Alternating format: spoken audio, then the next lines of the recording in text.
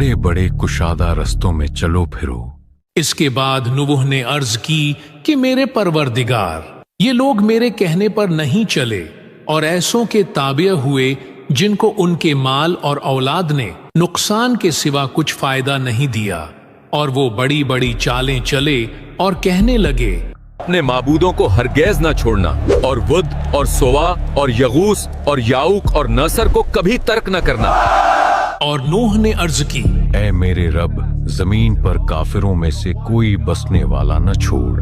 बेशक अगर तू इन्हें छोड़ देगा तो ये तेरे बंदों को गुमराह कर देंगे, और ये औलाद भी ऐसी ही जनेंगे जो बदकार बड़ी नाशुक्री होगी। ऐ मेरे परवरदिगार, मुझको और मेरे माँ बाप को और जो ईमान लाकर मेरे घर में आए उनको और तमाम ईमान वाले मर्दों और ईमान वाली औरतों को माफ फरमा, और जालिम लोगों के लिए और ज्यादा तबाही बढ़ा। और नूह की तरफ वही की गई कि तुम्हारी कौम में जो लोग ईमान ला चुके उनके सिवा कोई और ईमान नहीं लाएगा, तो जो काम ये कर रहे हैं उनकी वजह से गम न खाओ, और एक कश्ती हमारे हुक्म से हमारे सामने बनाओ। और जो लोग जालिम हैं उनके बारे में हमसे कुछ न कहना, क्योंकि वो जरूर गर्क कर दिए जाएंगे। फिर जब हमारा हुक्म आ पहुंचे और तंदूर में से उबलता हुआ पानी भर भर कर जोश मारने लगे, तो जोज के जानवरों में से जोड़ा जोड़ा यानी नर और मादा दो दो कश्ती में बिठा दो,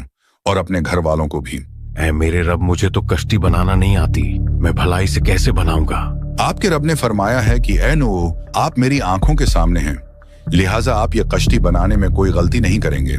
हजरत नूह ने कश्ती बनाने के लिए कई दरख्तों के बीज बोए और एक पूरा जंगल काश्त किया ताकि जरूरत की लकड़ियां हासिल की जा सकें। कश्ती बनाने के लिए सागवान की लकड़ी दरकार थी, सो लिहाजा ये लकड़ी ढूंढने और जमा करने में औज बिन अनक ने मदद की। औज इंतहाई ऊंचे कद का और तवील उम्र पाने वाला शख्स था कि जो आदम अलैहिस्सलाम की बेटी अनक का बेटा था। ए औज, अगर तुम यूं ही अल्लाह की अताअत करते रहे तो इसके बदले तुम्हें इस तूफान से बचा लिया जाएगा। हजरत इब्ने अब्बास के मुताबिक कश्ती तकरीबन 1200 गज लंबी, 600 गज चौड़ी और 30 गज ऊंची थी। कश्ती में 3 मंजिलें बनाई गई थीं।